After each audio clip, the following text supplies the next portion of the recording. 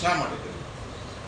Dholka rural police station વિસ્તારના હિંગોલી ગામ ખાતે ગઈકાલ રાત્રે આશરે સાંજે 6 વાગ્યા દરમિયાન ફરિયાદી મયુદ્દીન ખાનના પુત્ર અલ્ફાઝ ખાન અને તેમના સાથેના બાળકો ક્રિકેટ રમી રહ્યા હતા. તે દરમિયાન આરોપી અલબક્ષ ખાન, અરબાઝ ખાન અને મોઈઝ ખાન પઠાણ ત્યાંથી નીકળે છે અને જે ક્રિકેટ બાળકો રમી રહ્યા હતા તે દરમિયાનનો દડો કે જે આરોપી છે એ અલબક્ષ ખાનના પગ ઉપર વાગે છે. તે દરમિયાન આરોપી અલબક્ષ ખાન, અરબાઝ ખાન અને મોઈઝ ખાન છે એ ઉશ્કેરાય અને જે બાળક છે અલ્ફાઝ ખાન તેમની સાથે મારામારી કરવા લાગે છે અને તેમના હાથમાંથી બેટ લઈ અને ઝપાઝપી કરી અને બાળકને મારવા લાગે છે. તે દરમિયાન આરોપી પક્ષે ઉપરાણું લઈ અને આરોપી પક્ષના સગાઓ વાહિદ ખાન પઠાણ, ઇમદાદ ખાન પઠાણ, નાઝીર ખાન પઠાણ અને મજીદ ખાન પઠાણ તે દરમિયાન આવી જાય છે અને ઘરમાંથી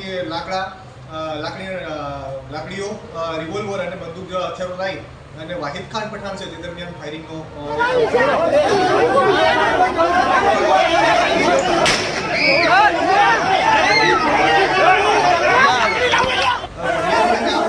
બંને ત્રીજી પેઢીના સગા કુટુંબી ભાઈઓ છે, પરંતુ કૌટુંબિક વાદ વિવાદ અને વિખવાદને કારણે બંને પરિવાર ફરિયાદી અને આરોપી વચ્ચે હાલની સ્થિતિએ બોલવાના સંબંધો નથી.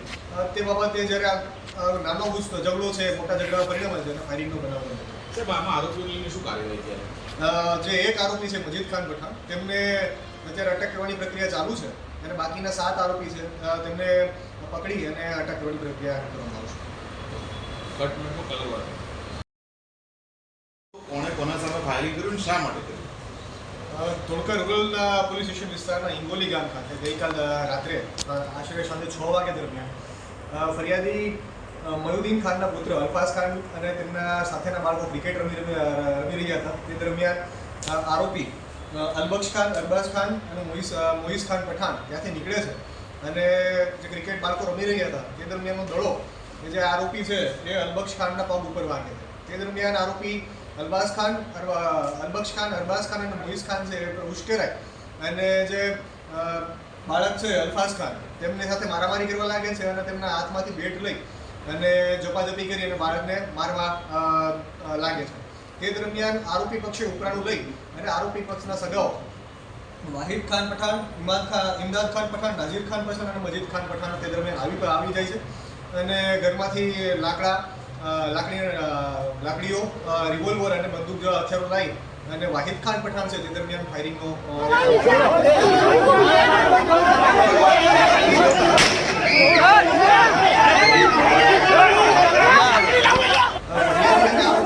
બંને ત્રીજી પેઢીના સગા કુટુંબી ભાઈઓ છે, પરંતુ કૌટુંબિક વાદ વિવાદ અને વિખવાદને કારણે બંને પરિવાર ફરિયાદી અને આરોપી વચ્ચે હાલની સ્થિતિએ બોલવાના સંબંધો નથી.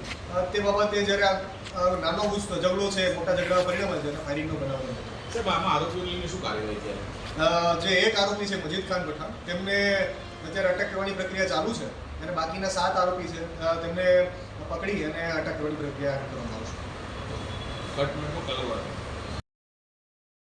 हम दिखाएंगे सच्चाई की खबर चैनल को लाइक कीजिए, सब्सक्राइब कीजिए और हमारे साथ जुड़े रहिए.